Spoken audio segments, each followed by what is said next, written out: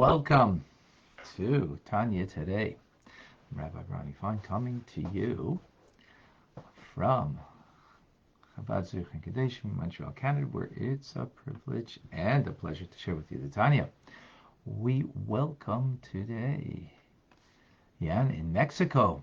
Good morning. Andrea is with us in Phoenix. Good morning. Usher in Memphis, Tennessee. Welcome. Michael in Alexandria, Virginia. Dam in Indonesia, good evening. Robert, shalom to you in Boston. June is with us in Australia, which is a good evening, or late night almost, or is. Liba and Davida, twin sisters in New York, welcome. Darren in the Philippines. Philippines is definitely well represented here. TJ in Australia, likewise, Australia. John in North Carolina, welcome. Gary's with us in Pennsylvania. Anna in Budapest. Irma in St. Martin on the islands. Michael in Germany, good afternoon. David in California, bright and early, welcome. Laurie, welcome. And I'm sure I'm going to pronounce this incorrectly. Solarius. I'm sure I got that wrong. Clem in Australia, good evening. Welcome. Luciana, welcome in the Philippines. Powix. Wow. Rena in Colorado, rather. Welcome. Diane in Connecticut is with us. And CJ in the Philippines. Wow. Indonesia, Philippines. Who's getting around over there? Julie in Florida is with us. Elisheva, welcome. Virginia is still in Ontario. And Maria in Pakistan, welcome. Shalom. Elisheva in Pittsburgh is with us. Michael in Long Island. Greg and Paula, early morning in Bakersfield, California. We have with us on Clubhouse, Vilma and Batya, David, Margot, Adam, Andra, Kevin, Hannah, Alan. Okay. Alan the storyteller.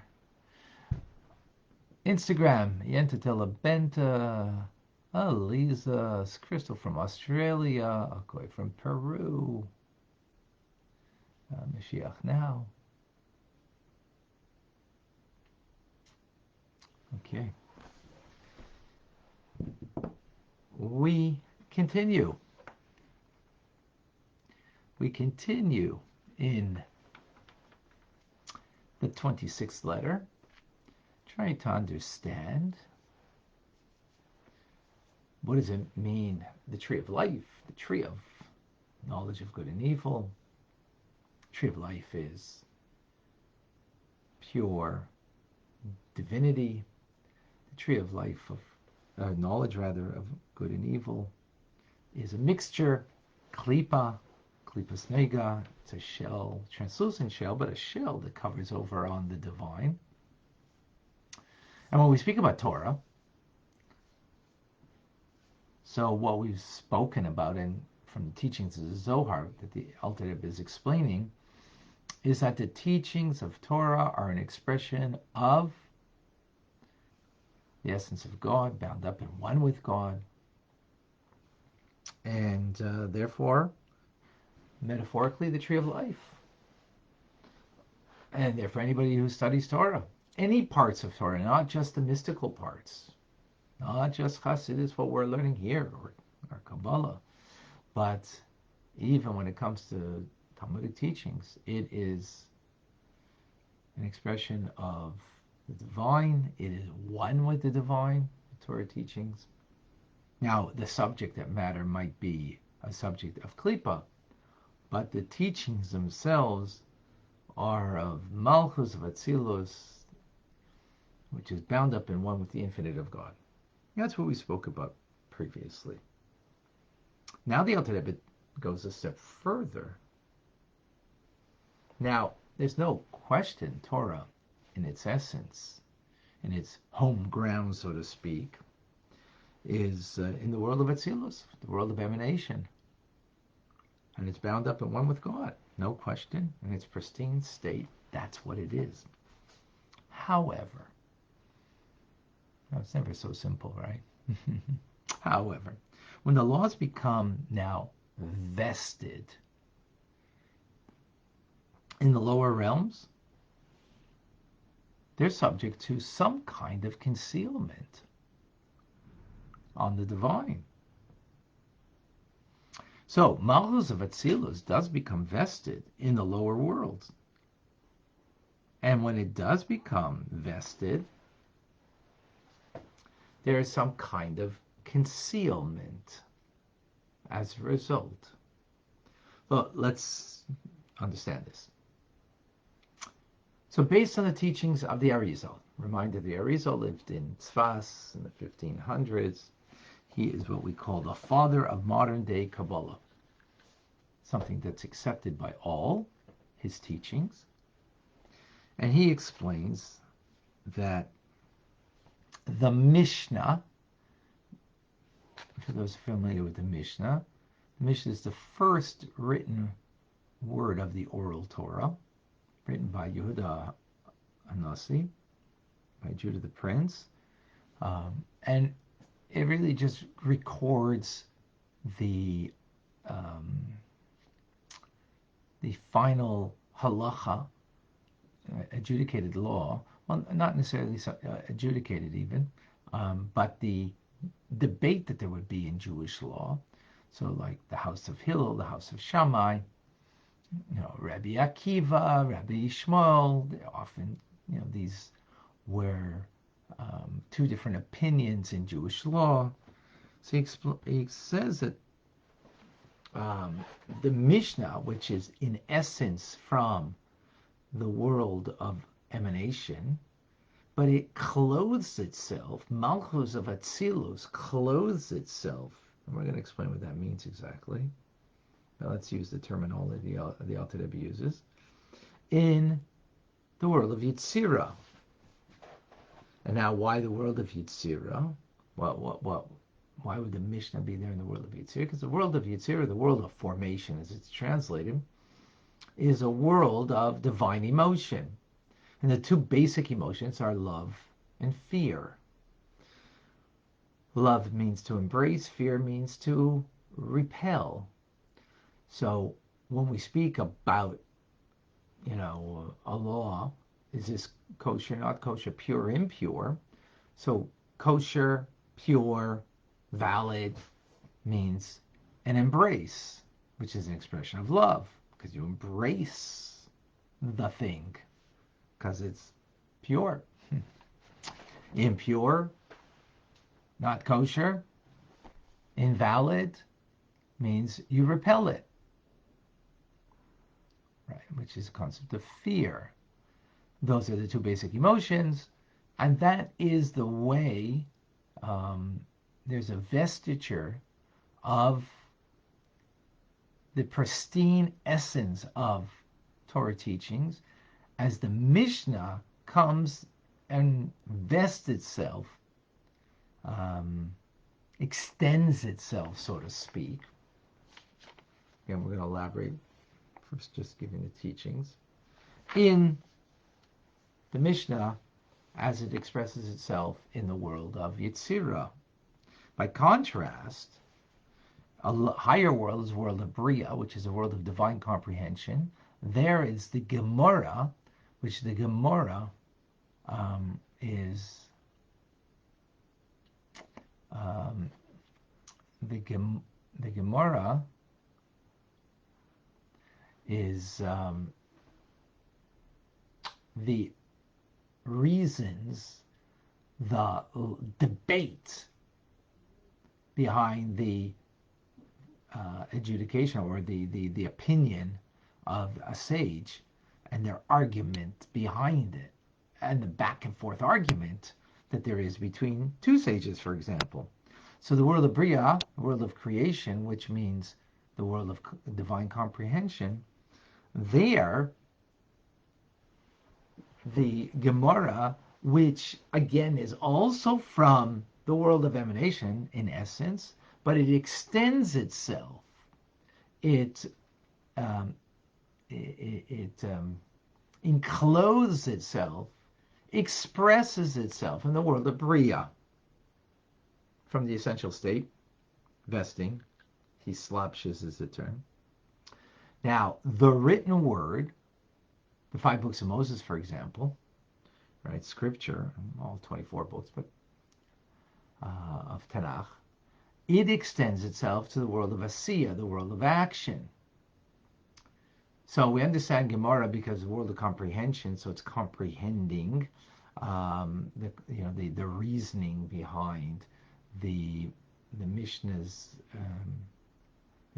let's say, Rabbi Akiva's opinion and Rabbi Ishmael's opinion. Often they would argue.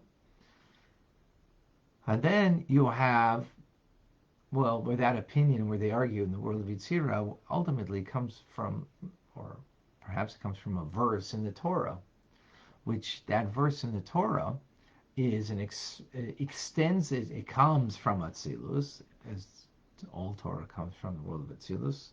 This even comes from Zeir Anpin, from the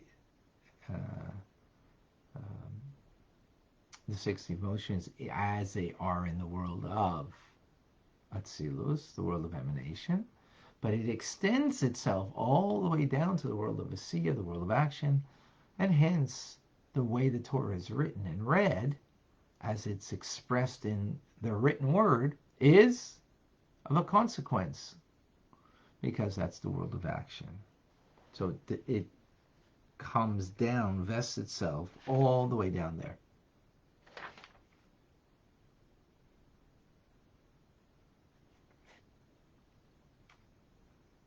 And therefore it's inscribed and written in tangible ink, tangible parchment, because it's the world of Asiya, the world of action. As opposed to the Mishnah, even though it is written down, but it at one point it wasn't written down, it was just by heart. People knew it. So it's not about the tangible writing of it. The writing of it is only to facilitate remembering it. But having a Torah scroll is not merely to facilitate remembering what the words of the Torah are, but it needs to be put into writing. The Mishnah doesn't, the Gemara doesn't. Okay. Now,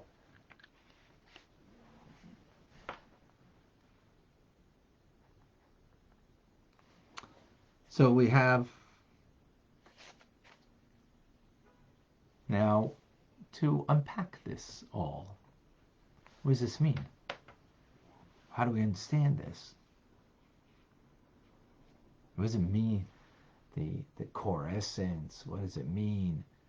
The extension. And I'm even going to add something here that the Alter Rebbe doesn't. What does it mean? What Torah does. So there's the essence of Torah, the extension of Torah, and what Torah does. Okay.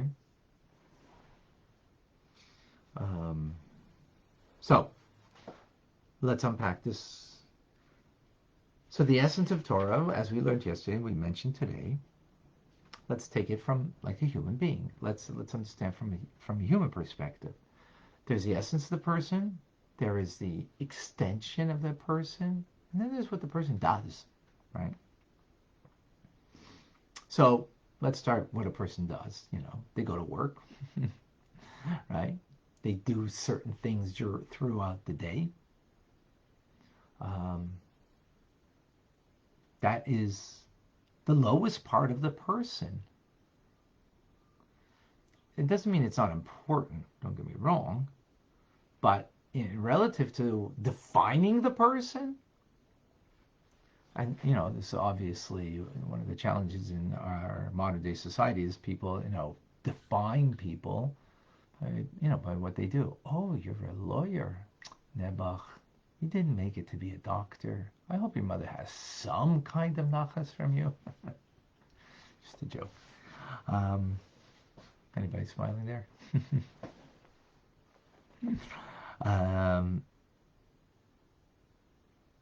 So people define, but that's just, that's not even the extension, even that's not even the essence of you. It's something that you do. And definitely, it's important what we do, obviously, and whatever we do properly, we do well, we do what we're needed to do. Not going there, but as far as defining it, right? Defining the person by that would be terrible.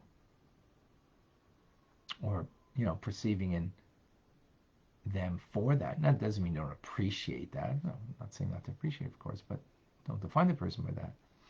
Even the extension of the person or the way they clothe themselves in this metaphor that I'm using would, let's say, their behavior, thought, speech, and action, which is important. Obviously, think good. Obviously, speak appropriately, and our behavior. It's important. But that's the extension of us. That's that's the way we clothe ourselves and express ourselves in certain ways. We think in a certain way. We talk in a certain way, and right, and even a higher form of expression of enclothement would be our minds and our feelings and our hearts. But that's not the essence of who we are. So for the Jew, the essence of who they are is a Jew. Not a Jew that thinks good, not a Jew that does even good, but just a Jewish soul, right? A Jewish soul, period. That's the essence. That's above and beyond, right? Ultimately, what defines the Jew is the fact that they have a Jewish soul. They're a Jew, period, right? So I'm just bringing that by way of, so you have the essence of the person, you have the extension of the person, the way they clothe themselves, and here I'm using it for, this is, the metaphor I'm using over here, how they express themselves and their thoughts and speech, let's say. And then there's what the person does for a living, does for their, their hobby, and so on and so forth, right? Which is much greater come down, of course. So let's now take this to Torah, because that's what we're talking about over here. There's the essence of the Torah, there's the extension, the enclothement of the Torah, as it encloses, beyond its essence. And then there's what Torah does. So the Alter Rebbe doesn't speak about what Torah does over here. There'll be a later letter.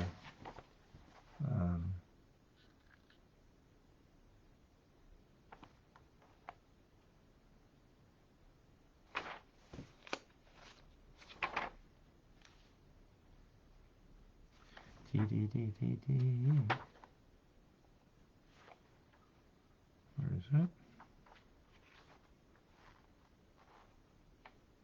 Okay, it'll be later. Somewhere. Thought I knew where it was. Anyway, it doesn't matter. That will speak about what Torah does. You know what Torah does? It gives life. It gives life to the world. It gives life to me. To each and every one of us. It's the source of life. That's what Torah does. And that's not its true essence or even extension. That's not what it, it is the source of life, period. Right?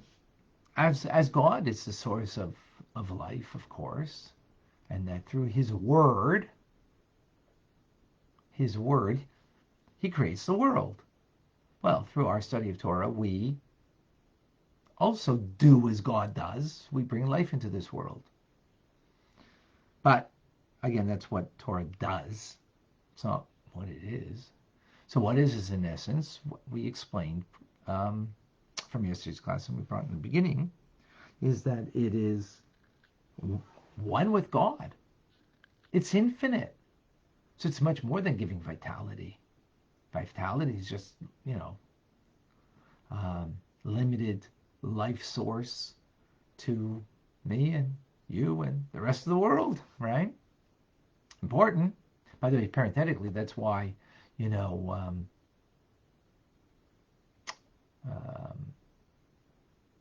putting on 12 with another Jew, studying Torah,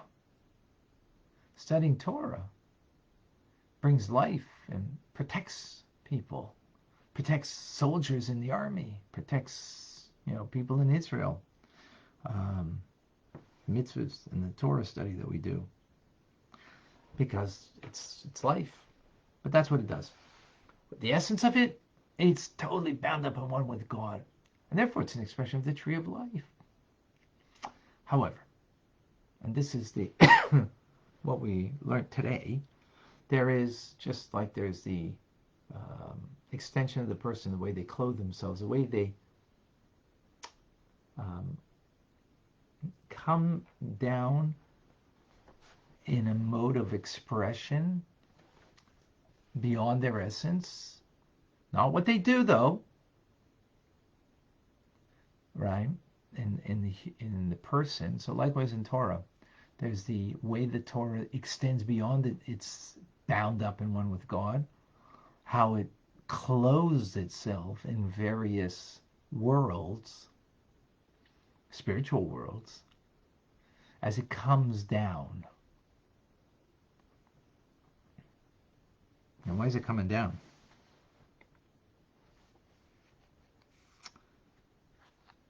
So, in other words, it's the way it's expressing it, just like we express ourselves through thought and speech. That's the metaphor. So Torah expresses itself as it comes down to the world of Bria, Yitzira, and Asiya. Vests itself in those worlds. Now, what's important over here, and it's a very short class that I somehow extended it. We're going to continue with tomorrow's class. Is really going to give the nugget. I realize that it's only like half a class tomorrow. Is the other half explaining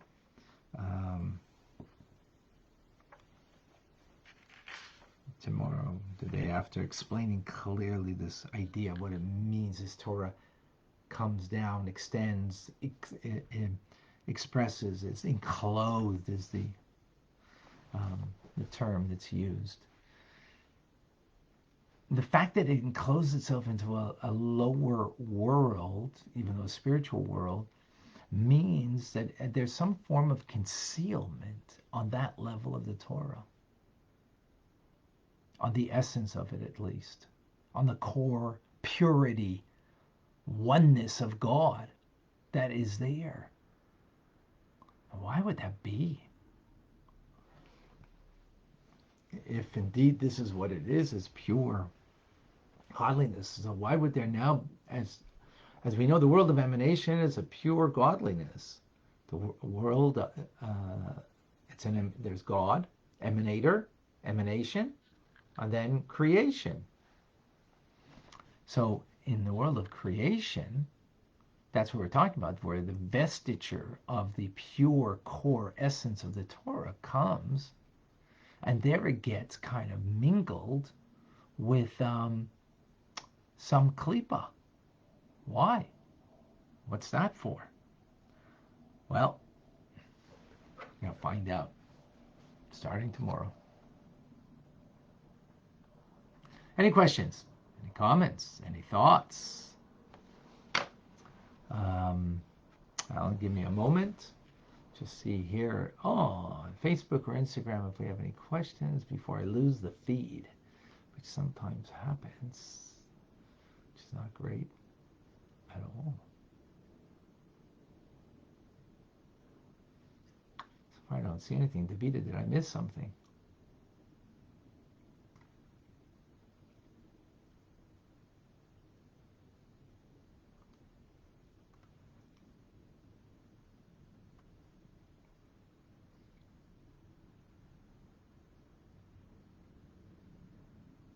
Reminder, 2 question marks before you ask your question, please.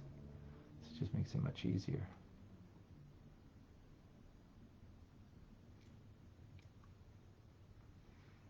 And it doesn't look to me.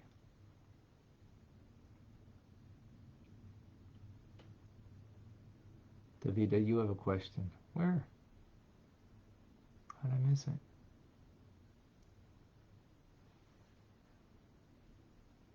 Oh, there it is. Okay. Was there other teachings created in the black fire like other teachings created as black fire like the Torah? Other teachings? Not to my knowledge. No, not that I know of. Okay, that's all. Oh, 1 second. No, yeah, sorry, not that I know of. Vilma, and then Alan. Oh, did you see my flashing? Oh, I'm not sure that the app is working correctly, but it does that sometimes. I did want to ask one question, though. go ahead.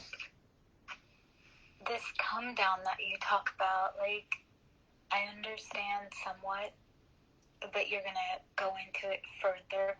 Is there, like, souls that don't want to come down, or do they all, like, feel or care about coming down?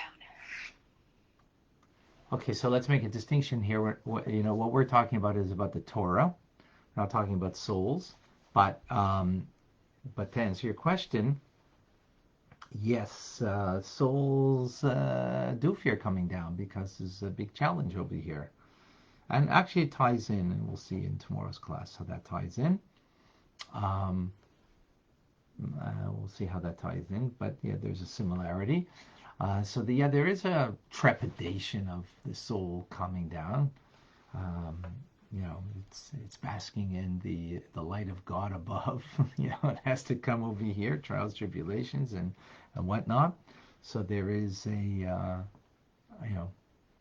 kind of fear, but then it's shown what it can accomplish and so on and so forth. But we'll get more into that tomorrow. But good question, excellent question. Alan, please share with us. Okay, well, this goes back a little bit in your shir, where you were taking Gemara, Mishnah, and Chumash, Yes, and associating them with the worlds of Bria, Yetzirah, and Asiya, respectively. right. And according to your reading of the Tanya and also Rabbi, is that he places Gemara in the world of Bria, or thought, the Mishnah in Yetzirah, or emotion, and Chumash in Asiya, or action. Right. And you could, but to me, logically, you would have the reverse. You would have Chumash in Bria, which was the blueprint of Hashem's creation.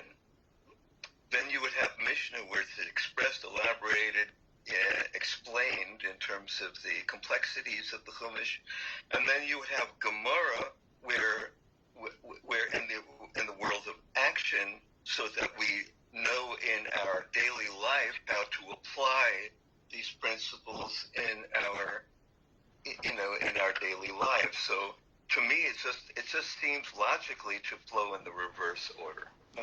Excellent question. Excellent question. And just to let you know two things. First of all, this is the Arizal who the Alter Rebbe is quoting.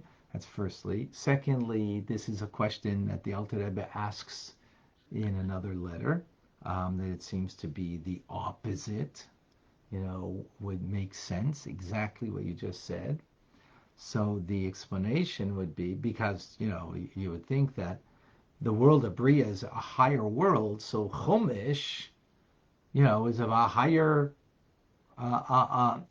godliness, so it should be of a higher world. Very good. So the answer is as follows.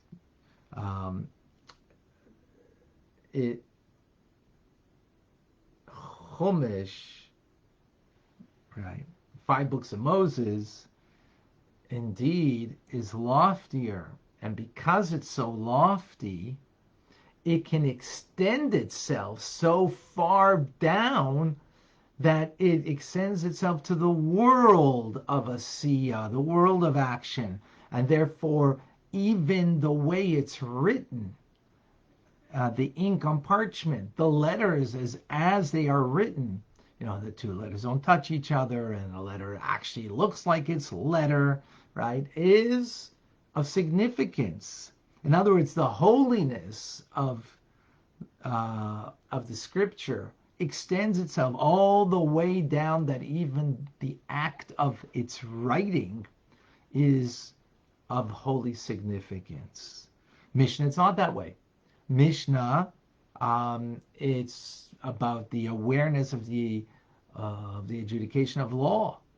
So whether it's written or not written, as I mentioned previously, earlier, that initially it wasn't written, and it was something that was studied. They would study 100 times a Mishnah in order to never forget it, because its writing is not what's significant.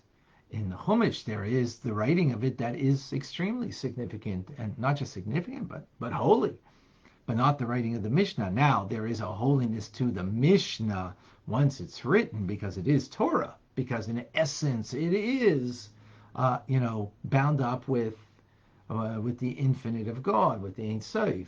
So therefore, it has holiness to it when it is written. But whether it was written precisely, whether the letters are faded or touching each other, doesn't matter. There is no holiness to the way it's written, because it doesn't extend itself that far down into the world of Asiya, but only to the world of Yetzirah.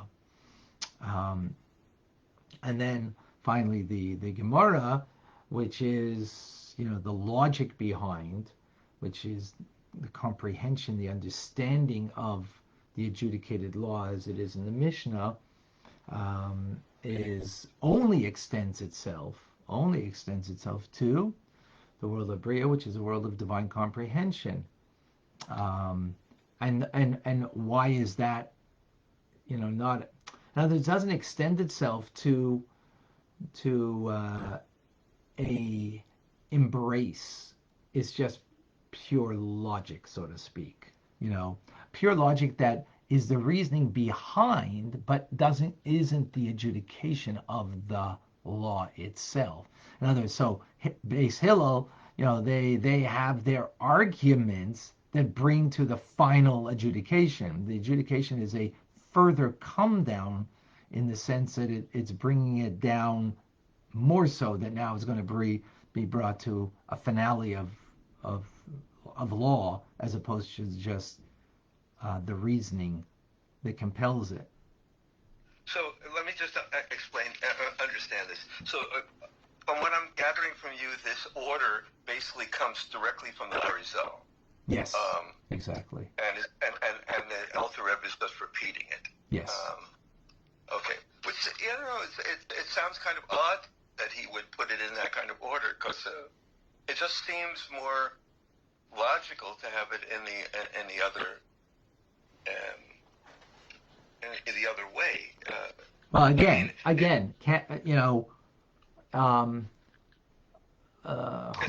Chumash is greater. Chumash is greater than the Mishnah, right? So if you have a Mishnah and a Chumash, you have to put the Chumash on top of the Mishnah.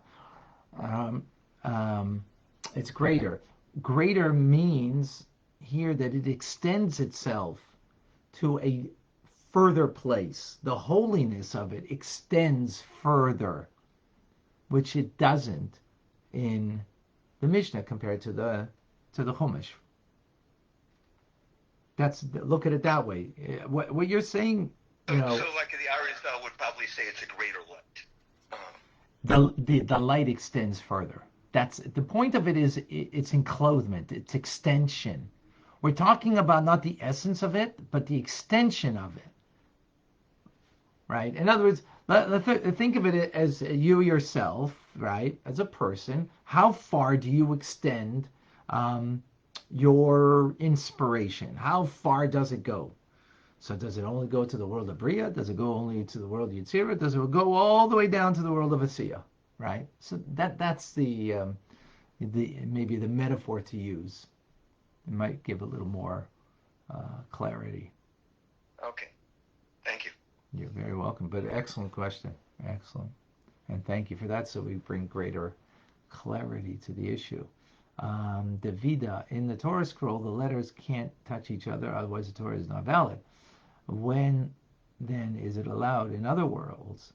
So in the world of Mishnah, If you had a Mishnah and the letters written and they touch each other, no consequence, because it's not extending the holiness of the teachings of the Mishnah do not extend itself all the way to the way it is written, because that's not what the Mishnah is does that holiness doesn't extend that far. It only extends to the adjudication. So as long as you know the adjudication, that's sufficient. But the Chumash, or better yet, the Torah scroll, extends the holiness all the way to the way it is written, which is the world of action. That means it extends itself that far.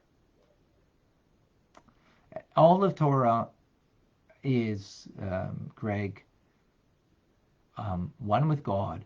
The question is, how far does it extend beyond godliness into the spiritual realm? That's the question. How far does it extend? That's really what it comes to, right? I hope that's clear.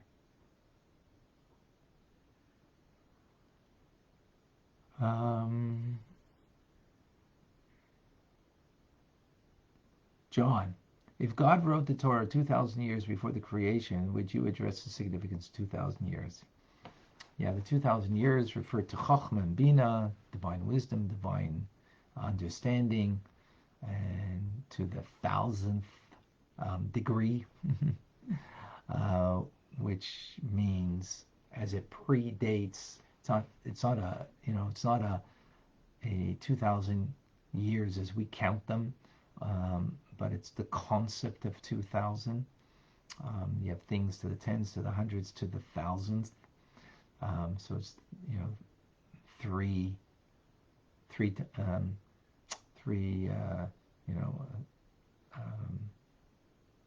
which is a permanence. So it comes from that's a very lofty place before it extends. This is beyond extension. Okay.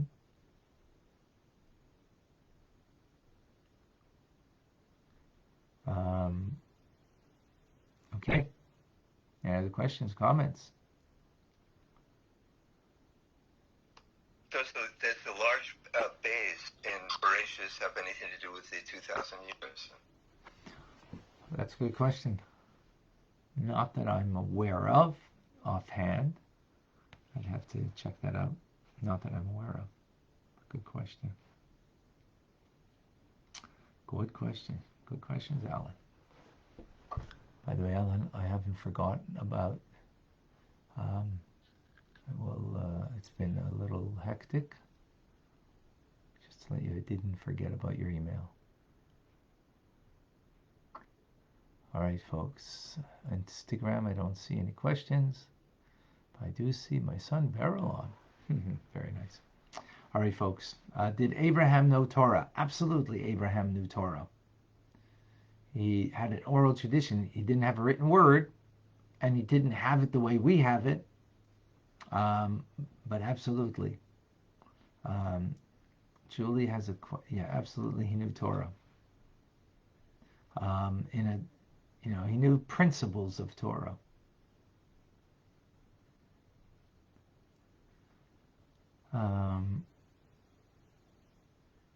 Julie, sorry, what is the black fire? What else was created in, I don't know. I'm not certain about the black fire, and we'll leave that for now. Okay, folks. Amazing. Great, as always. Reminder, Rambam Today at 1. I'm Rabbi Ronnie Fine, coming to you from Chabad, Zichron Kadesh, Montreal, Canada. It's a privilege and a pleasure to share with you the Tanya. Have a wonderful day. Thank you all.